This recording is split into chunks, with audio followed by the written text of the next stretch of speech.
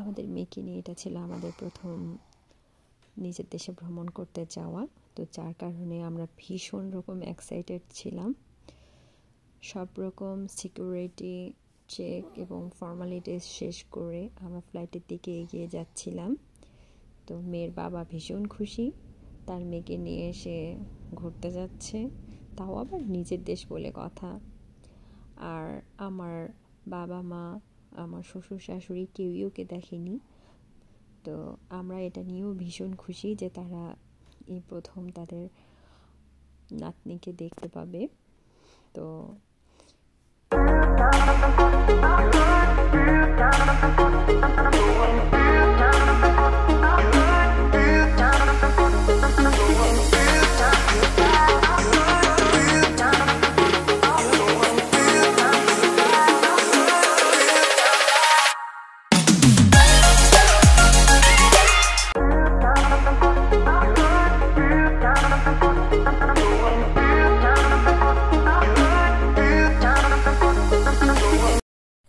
আজকে 6 মাস পর যখন আমি এই ভিডিওটি চোখে পড়লো আমার, তো আমার মনে হলো যে এটা সংরক্ষণ করে রাখা উচিত।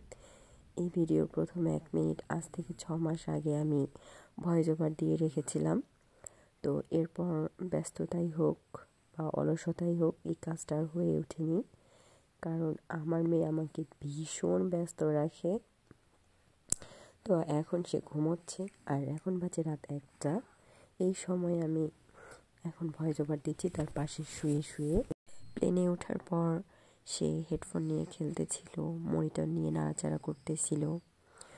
তো যতবার হেডফোন পড়ে যায় তো তার বাবা ততবার তাকে হেডফোন উঠাই দিচ্ছিল।